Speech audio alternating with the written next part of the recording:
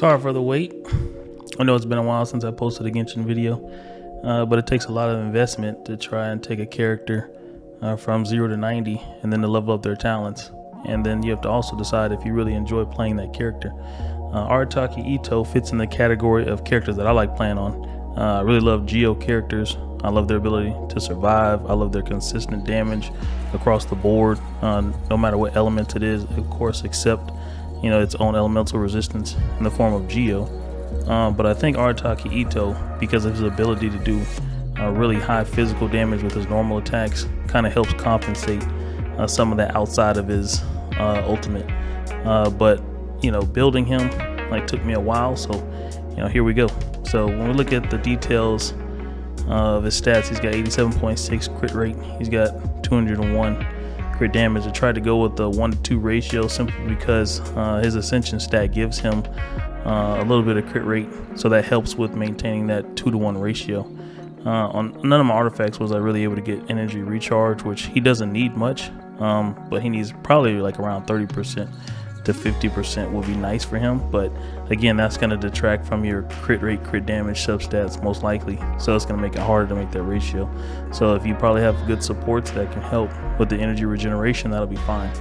And then we look at his geo damage bonus. You're going to see that I don't have any, of course, but that's because of his passive talents, and that's what helped guide me to build him the way that I did.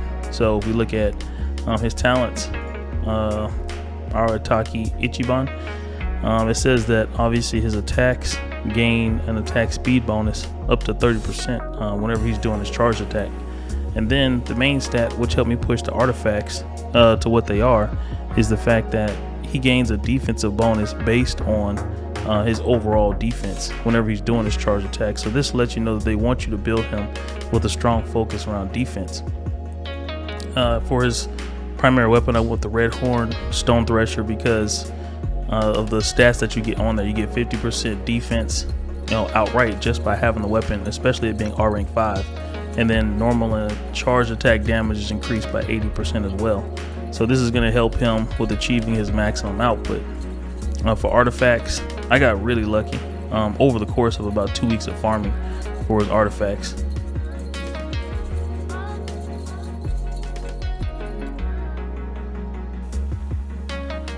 Unfortunately, I know everybody can't farm, the Husk of Opulent Dream set. It's pretty hard to get a 4-piece, let alone to get the stat categories that you want. For the flower and for the plume, you can't really change the main stat. It's always going to be HP and attack. Everybody knows that.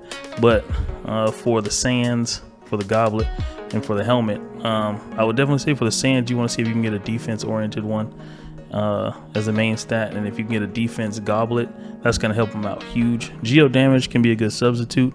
But again, I think overall, the higher you could push his defense, the better. Now, if you did get a Geo with decent crit rate, crit damage, and you got maybe some defense focused substats on there, especially defense percent, then it could work.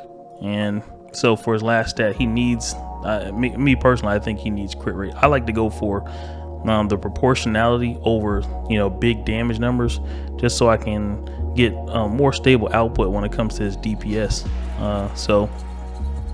For stat priority, I would go crit rate first, crit damage, and then if you can get defense percent, that would be better. But if you got the other just flat defense, you take what you can get. And then for the 4th stat, I would try and push energy recharge if you could. I wasn't able to get energy recharge on any of my pieces, but I'm still happy with the overall output of what I received from farming. And like I said, it took me about 2 weeks. For constellations, I do have them full C6, so the damage showcase is going to be kind of crazy because of that.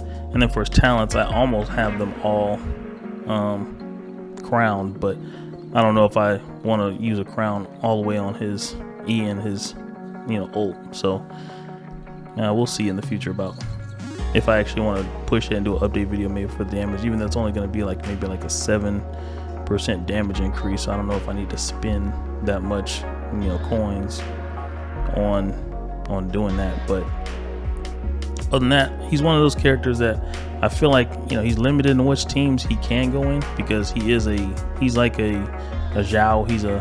He's a field hog. So I mean for support characters, I like Kokomi just because she provides heals. If you can substitute in, Kokomi's good. I do like obviously I like Red and Shogun. She's really good at support, especially helping him with his energy regen situation. And then I would say I always like him with Albedo. I think Albedo for him is a must support as well, and providing geo articles and then the extra damage from him being off field. So they work great. You know, Itto's on the field and then Beto's in the background. There's not too many combinations I would probably throw in there with him. He's terrible as a support. He can't support anybody whatsoever because his energy particles they're just really bad. He doesn't generate much at all.